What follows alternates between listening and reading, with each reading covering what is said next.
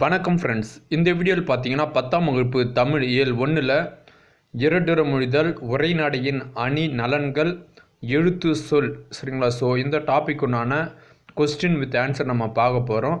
Part 1 video already நான் morning upload பண்ணியிருக்கிறேன் சரிங்களா. ஸோ பார்க்காதவங்க போய் பார்த்து தெரிஞ்சுங்க. நம்மளுடைய சேனலுக்கு புதுசாக வரங்க ப்ளீஸ் சப்ஸ்கிரைப் பண்ணிங்க. கட்டாயம் உங்களுக்கு யூஸ்ஃபுல்லாக இருக்கும் இந்த வீடியோஸ் சரிங்களா. லைன் பை லைன் நான் கொஸ்டின் எடுத்துருக்கிறேன் சரிங்களா. ஸோ அதனால் வீடியோவை கட்டாயம் யூஸ் பண்ணிக்கோங்க. சரி வாங்க, இதில் இருக்கக்கூடிய கொஸ்டின் வித் ஆன்சர் நம்ம பார்ப்போம். முதல் கொஸ்டின் பாருங்கள். சந்த கவிமணி என்று அழைக்கப்பட்டவர் யார் அப்படின்னா தமிழ் அழகனார் சரிங்களா. சந்த கவிமணி என்று அழைக்கப்படுபவர் யார் அப்படின்னா தமிழ் அழகனார். இரண்டாவது கொஸ்டின் பாருங்கள். ஆழிக்கு இணையாக பேசப்படுவது தமிழ். ஆழிக்கு இணையாக பேசப்படுவது எது அப்படின்னா தமிழ். கடல் டேஸ் சங்குகளை தருகிறது அப்படின்றாங்க. 3 சங்குகளை தருகிறது.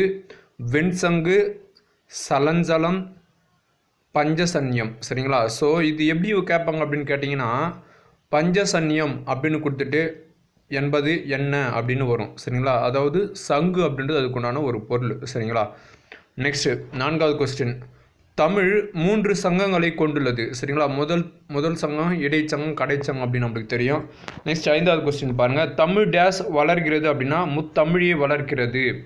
தமிழ் முத்தமிழை வளர்க்கிறது. முத்தமிழ்னா எது?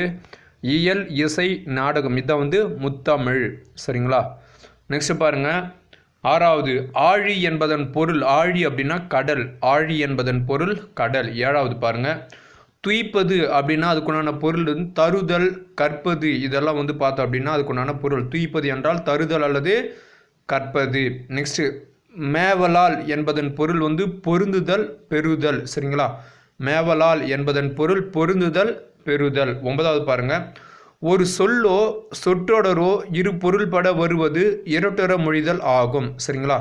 அதாவது ஒரு சொல்லோ அல்லது ஒரு சொற்றொடரோ இரு பொருள்பட வருவது இரட்டுற மொழிதல் அணி அப்படின்னு சொல்கிறாங்க.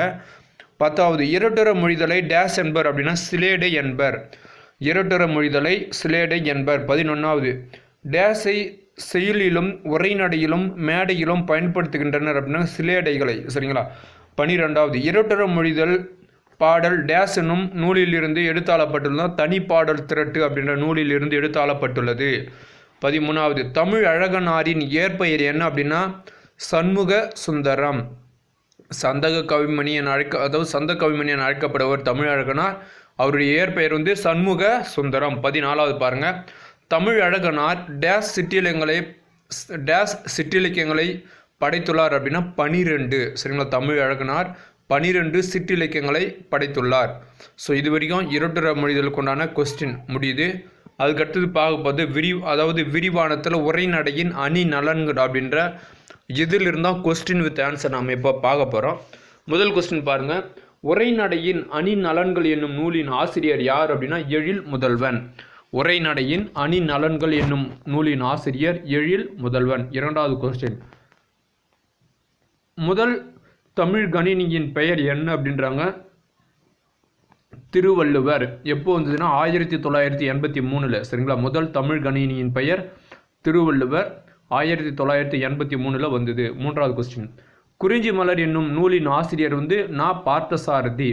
குறிஞ்சி மலர் என்னும் நூலின் ஆசிரியர் நா பார்த்தசாரதி. நெக்ஸ்ட் 4வது பாருங்க.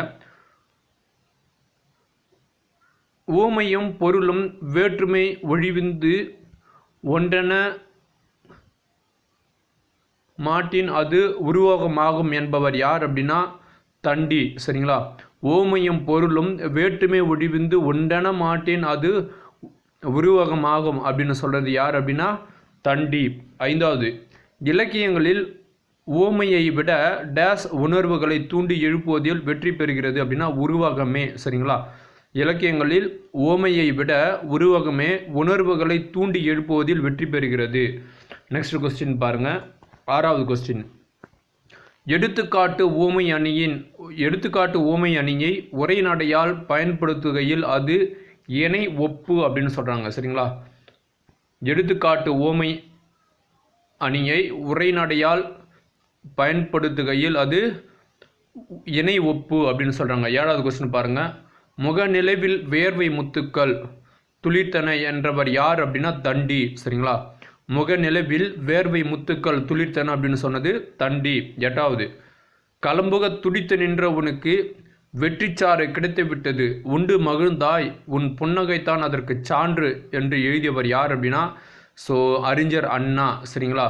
ஸோ என்பது யாருடைய உரை அப்படின்னு சொல்லிடுறாங்க. அறிஞர் அவருடைய உரை தான், அறிஞர் அண்ணாவினுடைய உரை. களம்புக துடித்து நின்ற உனக்கு வெற்றிச்சாறு கிடைத்து விட்டது, உண்டு மகிழ்ந்தான், புன்னகைதான் அதற்கு சான்று அப்படின்னு சொல்லி அறிஞர் அண்ணா சொல்லியிருப்பாங்க. 9வது பாருங்க, புரோகிதருக்காக அமாவாசை காத்திருப்பதில்லை என்பது டேஸ் என்பவர் மழையும் புயலும் என்னும் நூலில் குறிப்பிட்டுள்ளனா வா ராமசாமி. சரிங்களா?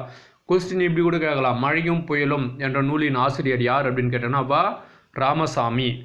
10வது, ஞாயிறு திங்கள் நெஞ்சம் போன்ற அக்னி பொருட்களை உயர்தனியாக டேஸ் சுட்டியுள்ளார் அப்படின்னா தொல்காப்பியர். ஞாயிறு திங்கள் நெஞ்சம் போன்ற அக்னி பொருள்களை உயர்தனியாக டேஸ் சுட்டியுள்ளார் அப்படின்னா தொல்காப்பியர். 11வது பாருங்க, உயிர் இல்லா பொருட்களை உயிர் உள்ளன போல் சோலையில் புகுவேன் மரங்கள் கூப்பிடும் என கூறியுள்ளார். இதனை டேஸ் என்பர் அப்படின்றாங்க. யார் சொன்னது அப்படின்னா திருவிக்கா. இதன் லக்கணை அப்படின்னு சொல்லுவாங்க. சரிங்களா? நெக்ஸ்ட் 12வது பாருங்க, தமிழ் இன்பம் என்னும் நூலின் ஆசிரியர் யார் அப்படின்னா ராபி சேதுப்பிள்ளை. சரிங்களா? அவர் பார்த்தோம் அப்படின்னா எதுகை மோனை அடியை அமைய பாடியுள்ளார் அப்படின்னு சொல்றாங்க. அவர் என்னன்னு சொல்றாங்கன்னா சொல்லின் செல்வர் அப்படின்னு கூட சொல்லுவாங்க. சரிங்களா? சொல்லின் செல்வர் என்பவர் யார் அப்படின்னா ராபி சேதுப்பிள்ளை. 14வது, சொற்களை அளவாக பயன்படுத்தி உரைநடையை அழகு செய்ய டேஸ் என்பவர் டேஸ் என்னும் கட்டுரையை எழுதியுள்ளார் அப்படின்றாங்க மு வரதராசனார். சரிங்களா? சொற்களை அளவாக பயன்படுத்தி உரைநடையை அழகு செய்ய மு வரதராசனார் என்பவர் நாட்டுப்பற்று என்னும் கட்டுரையில் எழுதியுள்ளார் அப்படின்றாங்க. 15வது பாருங்க, முரண்படாத மெய்மையை சொல்வது முரண்பாடு மெய்மை. சரிங்களா? கலப்பில்லாத பொய் இது சொல் முரண் அப்படின்னு சொல்றாங்க. கலப்பில்லாத பொய் அப்படின்றது சொல் முரண்.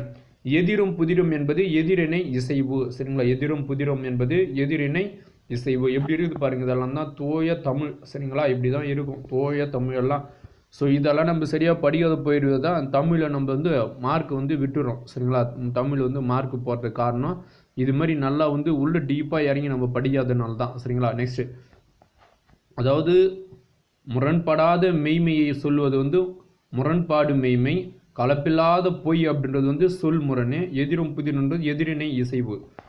எதிரிணை இசைவை தன் நூலில் எழுதியவர் யார் அப்படின்னா ப ஜீவானந்தம். சரிங்களா? எதிரிணை இசைவை தன் நூலில் எழுதியவர் எதிரும் புதிருமா எழுதுவாராம் ப ஜீவானந்தம். நெக்ஸ்ட் பாருங்க, 19வது, அவர் பேசாத நாள் உண்டோ அப்படின்னு இது யார், அதாவது இது பெரியாரை பற்றி கூறியது யார் அப்படின்னு கேட்குறாங்க அண்ணா. சரிங்களா? அவர் பேசாத நாள் உண்டோ எழுதாத பேனா உண்டோ அப்படின்லாம் சொல்லியிருப்பாங்க, புக்கில் இருக்கும். சரிங்களா? நம்ம ஜஸ்ட் இது மாதிரி ஒரு வாசகம் வந்ததுனாவே அது அறிஞர் அண்ணா யாரை பற்றி சொல்கிறாங்க அப்படின்னா பெரியாரை பற்றி சொல்கிறாங்க.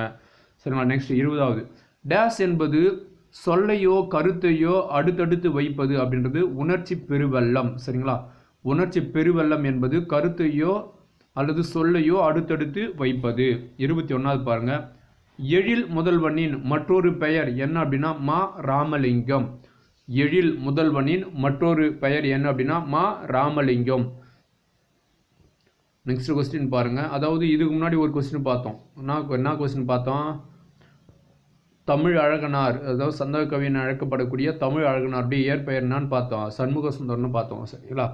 கேர்ஃபுல்லாக ஞாபகம் வச்சுங்க. அதே மாதிரி பாபர்லேரி பெருஞ்சித்தனுடைய இயற்பெயர் துரைமாணிக்கம். சரிங்களா? நெக்ஸ்ட் 22வது, மா ராமலிங்கம் அவர்களின் நூல்கள் பார்த்தோன்னா இனிக்கும் நினைவுகள் எங்கெங்கும் காணினும் யாதுமாகி நின்றாய். சரிங்களா?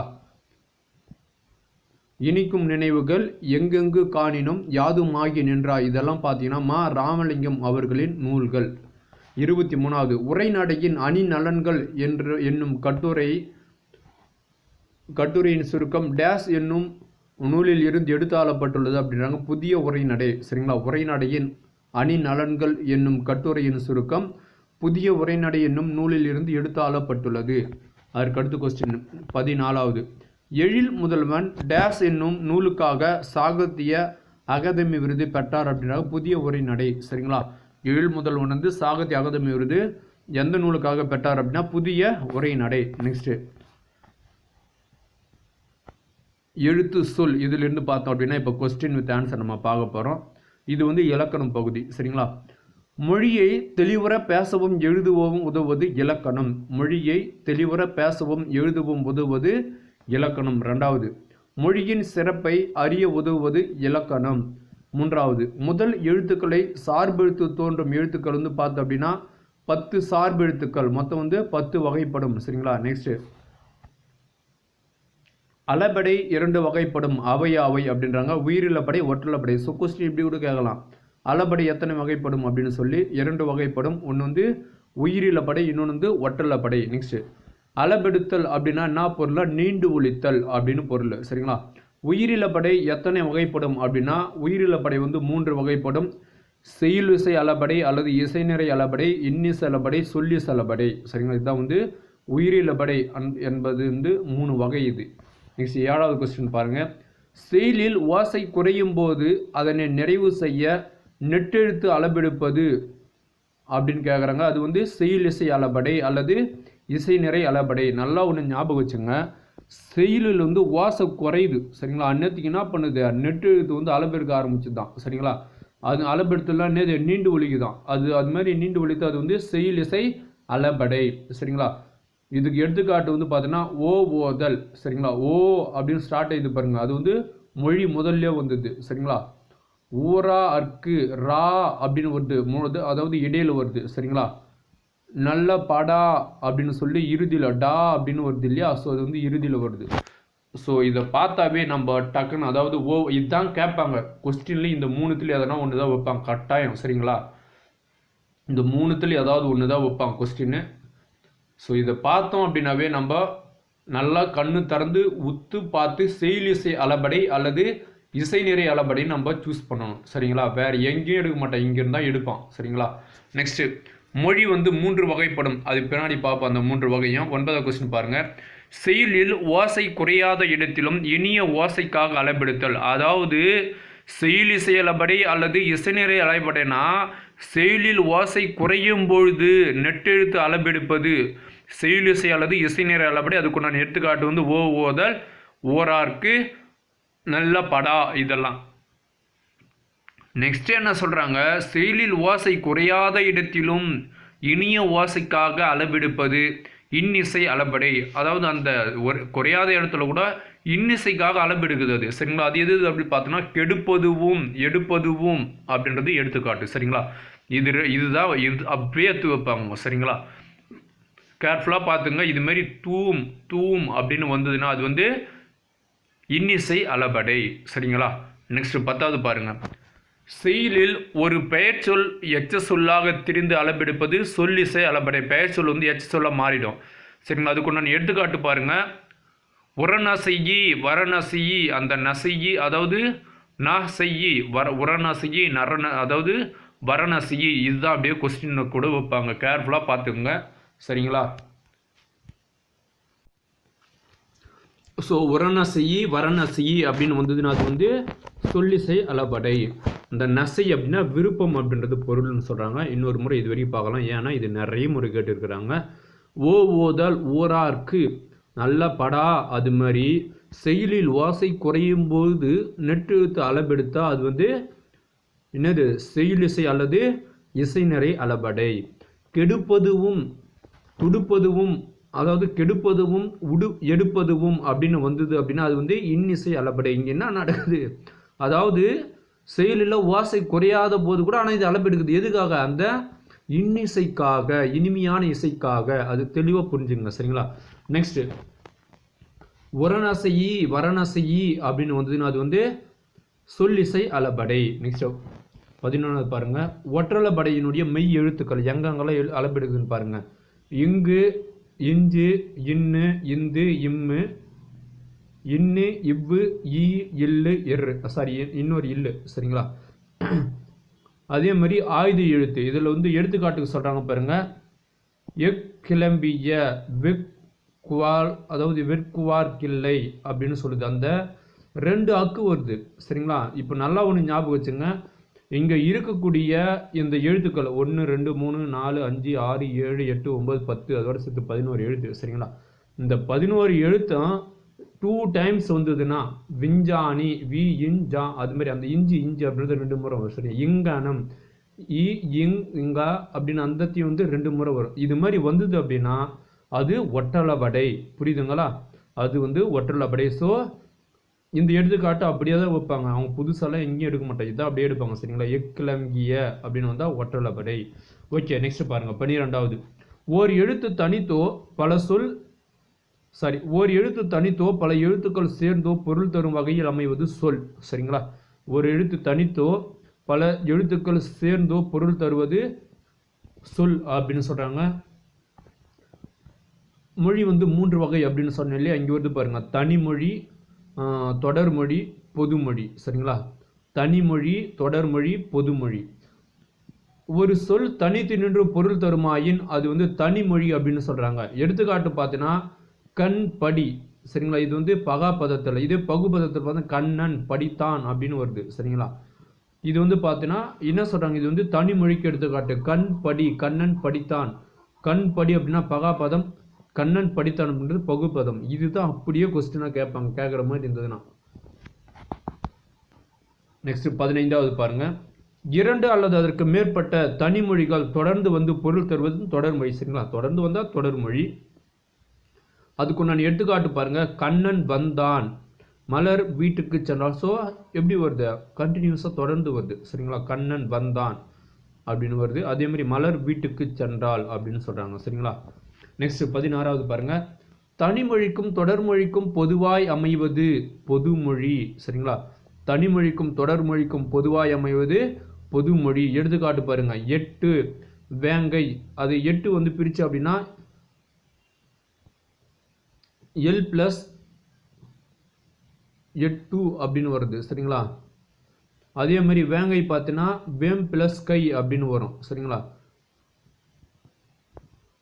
நெக்ஸ்ட் பாருங்க. வேங்கை அப்படின்னா இன்னொரு பொருள் இருக்குது இல்லையா, புலி அப்படின்னு பேரு சரிங்களா. நெக்ஸ்ட் வினையடியுடன் விகுதி சேர்வதால் உருவாகும் தொழிற்பெயர் விகுதி பெற்ற தொழிற்பெயர். வினையடியுடன் விகுதி சேர்வதால் உருவாகும் தொழிற்பெயர் விகுதி பெற்ற தொழிற்பெயர். நல்லா ஒன்று ஞாபகம் வச்சுங்க. வினை அடியாவுடனா சேர்த்து விகுதி சேர்த்து சரிங்களா. இது மாதிரி சேர்ந்து வந்ததுன்னா அது வந்து தொழிற்பெயரா. நெக்ஸ்ட் பாருங்க 18வது கொஸ்டின். எண், இடம், காலம், பால் ஆகியவற்றை குறிப்பாகவோ வெளிப்படையாக உணர்த்தாமல் வருவது எது அப்படின்னா தொழிற்பெயர் சரிங்களா. எண்ணு, இடம், காலம், பால் ஆகியவற்றை குறிப்பாக வெளிப்படையாக உணர்த்தாமல் வருவது தொழிற்பெயர். தொழிலை மட்டும்தான் உணர்த்தும் சரிங்களா. எண்ணோ, இடத்தையோ, காலத்தையோ, பால் இதெல்லாம் எதுவுமே உணர்த்தாது அப்படின்னு சொல்றாங்க. எடுத்துக்காட்டு வந்து ஈதல், நடத்தல் சரிங்களா. ஸோ இது வந்து நட அப்படின்றது வந்து வினையடி, தல் அப்படின்றது விகுதி சரிங்களா. நெக்ஸ்ட் 19வது பாருங்க. எதிர்மறை பொருளில் வருவது டேஸ் ஆகும் அப்படின்னா எதிர்மறை தொழிற்பெயர். எடுத்துக்காட்டு பாருங்க. நடவாமை, கொல்லாமை அப்படின்றதெல்லாம் எதிர்மறை தொழிற்பெயர் சரிங்களா. நடவாமை, கொல்லாமை இதெல்லாம் எதிர்மறை தொழிற்பெயர். தப்பி தவறி ஈறுகட்ட எதிர்மறை பெயரச்சன் போட்டிங்கன்னா தப்பாயிடும் சரிங்களா. நெக்ஸ்ட் 20வது பாருங்க. விகுதி பெறாமல் வினைப்பகுதியே தொழிற்பெயர், அதாவது தொழிற்பெயராதல் வந்து முதல்நிலை தொழிற்பெயர் அப்படின்னு சொல்றாங்க சரிங்களா. விகுதி பெறாமல் வினைப்பகுதியே தொழிற்பெயராதல் வந்து முதல்நிலை தொழிற்பெயர் ஆகும். எடுத்துக்காட்டு வந்து தட்டு, உரை, அடி இதெல்லாம் வந்து முதல்நிலை தொழிற்பெயர். அந்த முன்னாடி இருக்குது மட்டும் தட்டுதல், உரைத்தல், அடித்தல் அப்படின்னு வரும் சரிங்களா. இந்த முதல் நிலை மட்டும் சொல்றதுனால தட்டு, உரை, அடி அப்படின்னு வருது. ஓகே, 29வது பாருங்க.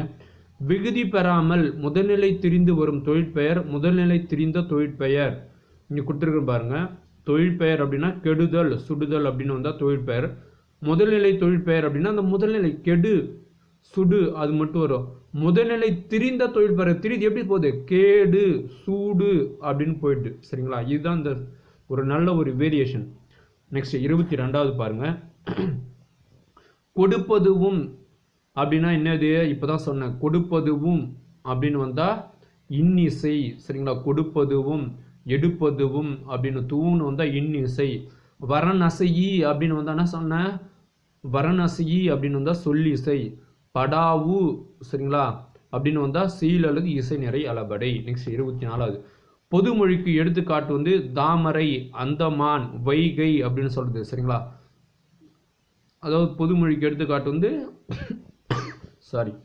தாமரை, அந்தமான், வைகரை. அந்தமான்னா ஊரு குறிக்கும், அதே மாதிரி அந்தமான் அப்படின்னு அந்த ஒரு விலங்கு குறிக்கும். சரிங்களா, வைகை அப்படின்னா ஆற குறிக்கும், வைகை அப்படின்னா மேலே கை வை அப்படின்னு குறிக்கும். சரிங்களா, நெக்ஸ்ட் பாருங்க, திறன் அறிவோம் புக் பேக் கொஸ்டின் இது. சரிங்களா, அதையும் விடல எடுத்து வச்சிருக்கிறேன், யூஸ் ஆகணும். சரிங்களா, மெத்த வணிகலன் என்னும் தொடரில் தமிழ் அழகனார் குறிப்பிடுவது எது அப்படின்னா வணிக கப்பலும் ஐம்பெரும் காப்பியமும். சரிங்களா, 2வது கொஸ்டின், காய்ந்த இலையும் காய்ந்த தோகையும் என்னன்னு சொல்றாங்கன்னா சருகும் சண்டும் அப்படின்னு சொல்றாங்க. நெக்ஸ்ட் அதாவது என் தமிழ்னா பிரித்து எழுதுக அப்படின்னா எம் பிளஸ் தமிழ் பிளஸ் நா. ரொம்ப ரொம்ப முக்கியமான கொஸ்டின் இது, கேர்ஃபுல்லாக லெசன் பண்ணுங்க, அப்படியே கேட்பாங்க. தப்பு தவறி கூட நம்ம தப்பு பண்ணிட்டு வந்து கூட மார்க் போயிடும். சரிங்களா, எம் பிளஸ் தமிழ் பிளஸ் நா. நெக்ஸ்ட் 4வது கேட்டவர் மகிழ பாடிய பாடல் இது தொழில் பெயர் வினையால் அறியும் பெயர் முறையே.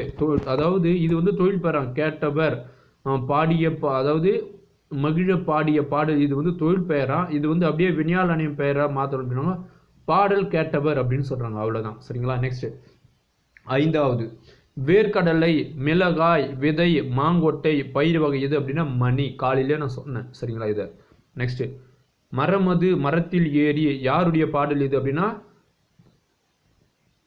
சுந்தர கவிராயர். சரிங்களா, மரமது மரத்தில் ஏறி அப்படின்னு வரும். மரம்னு வந்ததுன்னா அது வந்து சுந்தர கவிராயர். மா என்பதன் பொருள் வந்து குதிரை, மாமரம் ரெண்டுத்துக்கு குறிக்கும். சரிங்களா, மா என்பதன் பொருள் ஒன்று வந்து விலங்கு, அதான் குதிரை அல்லது மாமரம். நெக்ஸ்ட் புலினா வேங்கை. சரிங்களா, நான் முன்னே சொன்னேன் வேங்கைனா புலியை குறிக்கும் அப்படின்னு சொல்லிட்டு. சரிங்களா, அதே மாதிரி வேகுன்ற கை அப்படின்னு வரும். சரிங்களா, நெக்ஸ்ட் ஆல் அப்படின்னா ஆலமரம், அத்தி அப்படின்னா அத்தி மரத்தை குறிக்கும். ஆரத்தி பிரித்து எழுதுக, முக்கியமான கொஸ்டின் இதுவும்.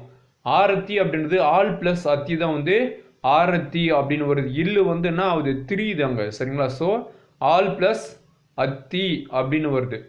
நெக்ஸ்ட் 10வது பாருங்க, தேனிலே ஊறிய செந்தமிழ் சுவை தேரும் சிலப்பதிகாரமதை.